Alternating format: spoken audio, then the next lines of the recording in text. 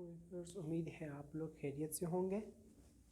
आज का हमारा जो टॉपिक है बायोलॉजी और इसके जो 3 मेन ब्रांचेस हैं उन ब्रांचेस के बारे में हम पढ़ेंगे और इनके अलावा जो इसके अदर फर्दर ब्रांचेस हैं उनके बारे में हम आज डिटेल से पढ़ेंगे। क्लियर? तो सबसे पहले हम लोग आते हैं कि बायोलॉजी है क्या चीज़।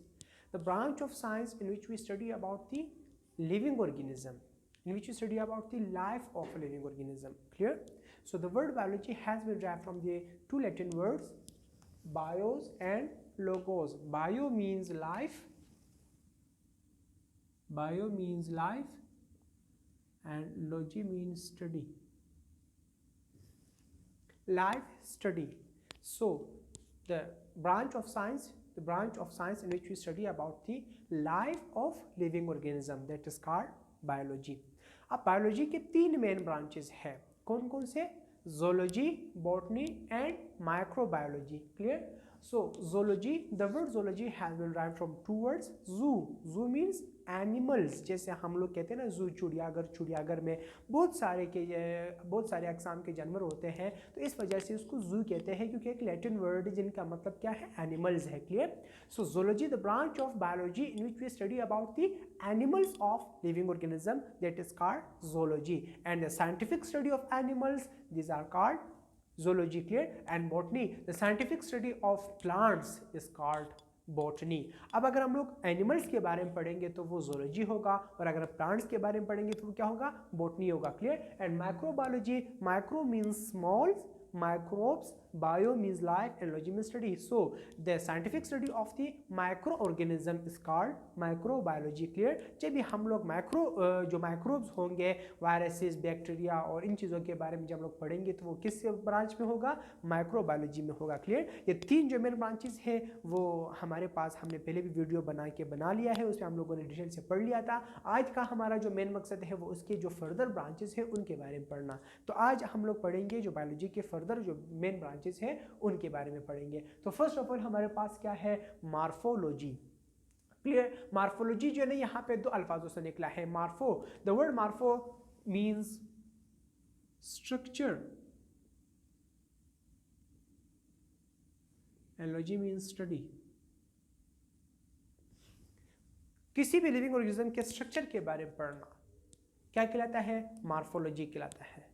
Clear? Scientific study of form and structure of living organism, उसकी जो शक्ल है और इसकी जो साख्त है उनके बारे, इस चीज़ के बारे में पढ़ना क्या कहलाता है? मार्फोलॉजी। अब स्ट्रक्चर अगर एक्सटर्नल हो तो उसको हम लोग नाम देंगे एक्सटर्नल मार्फोलॉजी, और अगर स्ट्रक्चर इंटरनल हो तो उसको हम लोग नाम देंगे इंटरनल मार्फोलॉजी। क्लियर? अब इंटरनल मार्फोलॉजी को हम लोग एक और नाम भी देते हैं, एक और चीज़ भी है जो कि यहाँ पे हमारे पास नेक्स्ट ब्रांच है, वो क्या है? Anatomy. Clear? So anatomy, that is the branch of biology in which we study about the internal structure of a living organism is called anatomy.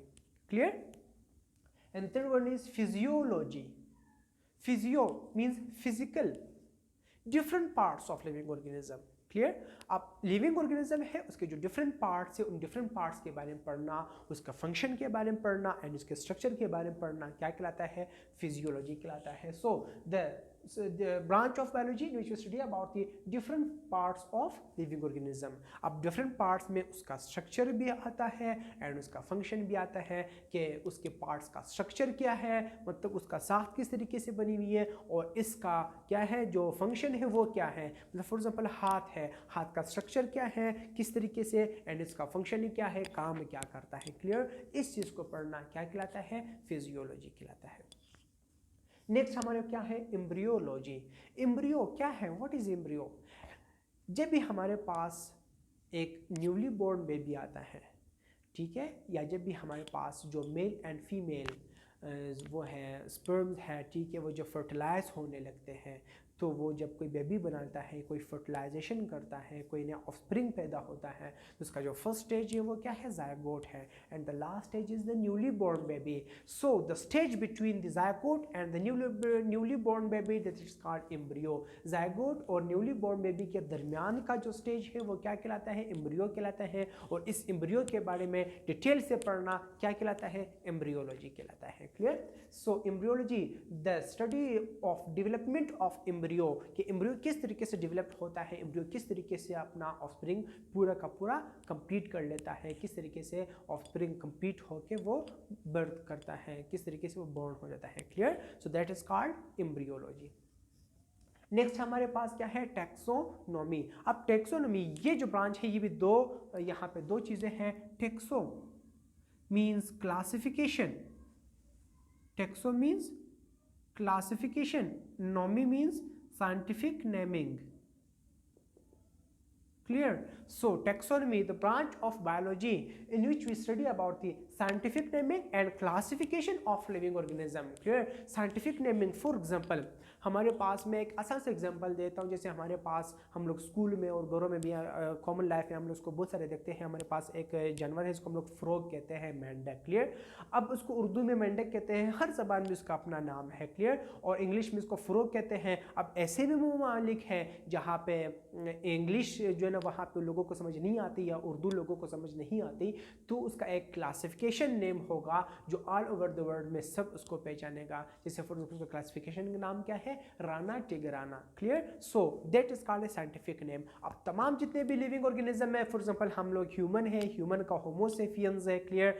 तो अब कुछ ऐसे भी यहाँ पे वो ऐसे भी ममालिक होंगे, ऐसे भी लोग होंगे, ऐसे भी साइंटिस्ट होंगे जो ह्यूमन को नहीं जानते होंगे। क्लियर? अब ह्यूमन सिर्फ इंग्लिश में इंसान को कहते हैं। अब बहुत सारे ऐसे लैंग्वेज हैं जो ह्यूमन, बहुत से ऐसे लोग होंगे जो ह्यूमन को नहीं पहचानते, तो वो किस चीज़ को पहचानेंगे? होमो सेपियंस को। क्लियर? तो इस तरीके से जितने भी लिविंग ऑर्गेनिज्म हैं वो उनके जो साइंटिफिक नेमिंग है और उनका क्लासिफिकेशन है। क्लियर? ओमनिवोर्स उनका अपना क्लासिफिकेशन है, हार्बिवोरस अपना है, कार्निवोरस अपना है, और बहुत सारे जो ना वो है एव्स है। इस तरीके से जितने भी उसके क्लासिफिकेशन है, अब तमाम जितने भी लिविंग ऑर्गेनिज्म हैं उनकी क्लासिफिकेशन और उनकी जो साइंटिफिक नेमिंग है, इस चीज़ को पढ़ना, स्टडी करना, that is called taxonomy.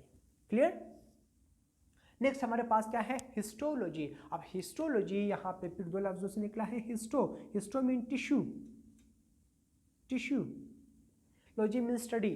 So the branch of biology in which we study about the scientific study of tissues, microscopic study of tissues. अब टिश्यू किस चीज़ के हैं, चाहे वो प्लांट्स के हो या फिर एनिमल्स के हो, उन टिश्यू को पढ़ना। अब किस तरीके से पढ़ना? उनकी माइक्रोस्कोपिक स्टडी करना, क्या कहलाता है? Histology. So histology, branch of biology in which we study about the microscopic study of living organism, that is called histology. Next हमारे पास क्या है?